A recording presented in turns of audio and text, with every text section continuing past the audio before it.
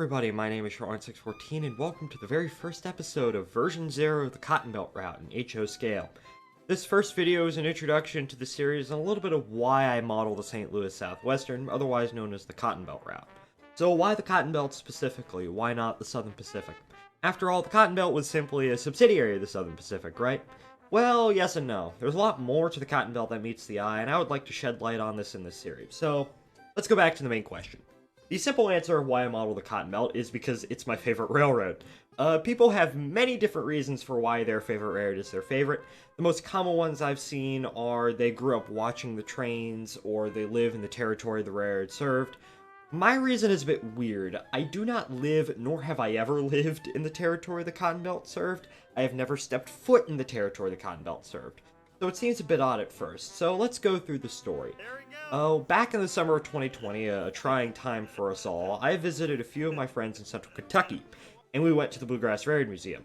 Inside the museum, they had old copies of Trains magazine for sale for $1 an issue, and one that caught my eye was the October 1991 issue with the cover story, Climb Aboard the Blue Streak, a 60-year fast freight tradition.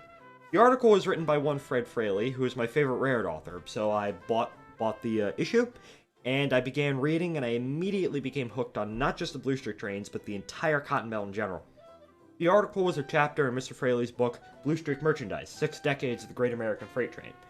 So I ordered the book and began reading it, and after I finished, I read it again and again and again, and it got to the point where I began to read it sort of like a Bible. Pick one random page, read a paragraph or two, and this book made me fall in love with the Cotton Belt and what it really was, which was a high-speed merchandise road in a place you simply wouldn't expect.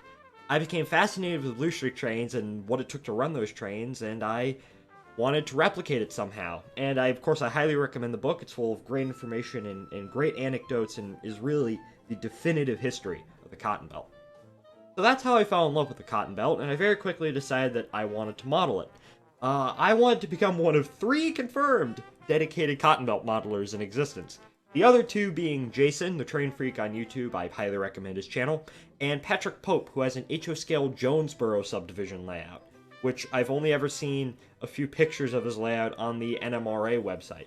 Speaking of layouts, the reason why I'm calling this version 0 is I will be heading off to college soon, and I simply won't have the space for a layout of any size, so for potentially the next 6 years, this will be stuck on version 0. However, I do plan to cover other things. I will cover my locomotive and rolling stock fleet. I've already begun to acquire locomotives and rolling stock for the layout. Another thing I plan to cover is I find really exciting is how to plan for a model railroad when you have no idea what it will look like. Figuring out the general concept of the layout and designing a rough operating scheme that I will design the eventual layout to. And there might be rail fanning and general history videos too. So this series will be infrequent. I don't plan on uploading it too often, but I do hope you'll join me along for the ride. My name is Short614, and I'll see you in the next one. Goodbye, everybody.